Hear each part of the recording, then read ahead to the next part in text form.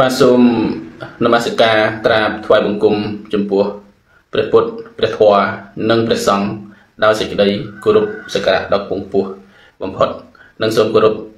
ជម្រាបសួរដល់លោកតាលោកយាយអង្គពូមីងបងប្អូនជាទីគោរពរាប់អាននៅថ្ងៃនេះគឺខ្ញុំនឹងមកអានចែករំលែកនៅអត្ថបទបន្តទៀតបាទនៅក្នុងអំណានថ្ងៃនេះម៉ោងនេះគឺកថាទី5រឿងកណ្ដុលនិងតបោះខ្ញុំសេចំណងជើង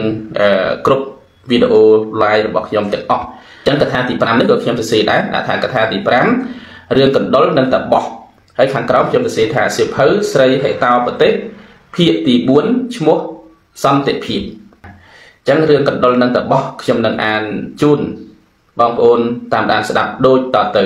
នៅក្នុងតពវ័នមួយដែលជាទីអាស្រ័យនៅនៃមហាឫសីទាំងឡាយមានតបោះម្នាក់មានតបៈច្រើននៅក្នុងតពវ័ននោះតបោះបានឃើញកូនកណ្ដុរមួយដែលក្អែកពំហើយធ្លាក់ចុះមកដីលោកមានចិត្តអាណិតអាសូររើសមករក្សាចិញ្ចឹមឲ្យស៊ីស្រូវអង្ករគ្រាប់ល្ពៅទាល់តែធាត់ធំឡើងតមកឆ្មាវិឡារជាតិឃើញកណ្ដុរនោះក៏ស្ទុះលោតទៅសង្គ្រប់ចាប់ដើម្បីយកមកស៊ីកណ្ដុរឃើញឆ្មាលោតមកសង្គ្រប់ចាប់ខ្លួនចិត្តភ័យណាស់ក៏លោតចូលទៅលើទ្រូងតបោះឯតបោះមានចិត្តអាណិតខ្លាំងជប់កណ្ដុរឲ្យទៅជាឆ្មាដោយគ្រាន់តែស្រែកថាណែកណ្ដុរចូលឯងទៅជាឆ្មាទៅកណ្ដុរនោះคล้ายទៅជាឆ្មាភ្លាមស្ទើរតែមិនទាន់ផុតសម្ដីផងតមកឆ្មានោះឃើញឆ្កែបោលមកបាទឃើញឆ្កែបោលមក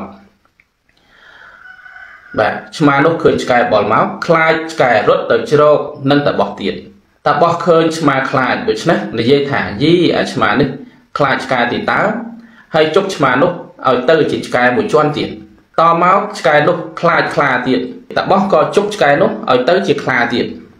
កាលនោះឯងបណ្ដាជនទាំងឡាយដែលឃើញកណ្ដុរនោះខ្លាយទៅជាខ្លាក៏និយាយអឹងកងថាអាកណ្ដុរនេះតបោះនេះលោកជប់ឲ្យវាទៅជាខ្លាខ្លានោះលុះបានលឺពាក្យជនទាំងផ្ដាស់និយាយលក់លើរឿយក៏កើតអៀនខ្មាស់ទើបគិតថាដរាបណាតបោះនេះមានជីវិតរស់នៅដរាបនោះរឿងអាប់គេឈ្មោះនៃជាតិយើងនឹងមិនបាត់បង់ទៅទេលោកខ្លាគិតឃើញដូច្នេះហើយកើតចិត្តអាក្រក់ក៏ដើរចូលទៅដើម្បីសម្លាប់តបោះកាលនោះតបោះដឹងចិត្តខ្លានោះហើយនិយាយភ្លាមថាណែអាសត្វអកតញ្ញូឯងខ្លាយទៅជាកណ្ដុរវិញឲ្យស្រណះទៅមានពុទ្ធឯកាតែប៉ុណ្ណេះខ្លាអកតញ្ញូនេះខ្លាយត្រឡប់ទៅជាកណ្ដុរវិញស្ទើរតែមិនទាន់ផុតមាត់ផងព្រោះហេតុនោះបានជាខ្ញុំថ្មាទុរៈតិស័យពោលថាមនុស្សថោកទាបជាដើមទេវៈមួយទៀតលោកម្ចាស់ពុំពីងាយយល់ថាការនេះជាការស្រួលងាយនោះឡើយព្រោះលោកពោលទុកថាលេខ14កុកល្ងងស៊ីត្រីទាំងតូចទាំងធំទាំងមធ្យមអស់រលីងដោយក្តីល្មោកតមកខាងក្រោយត្រូវក្តាមគៀបស្លាប់ទៅអកងោកចិត្តលពណ៌សួរថារឿងនោះតើដូចម្ដេច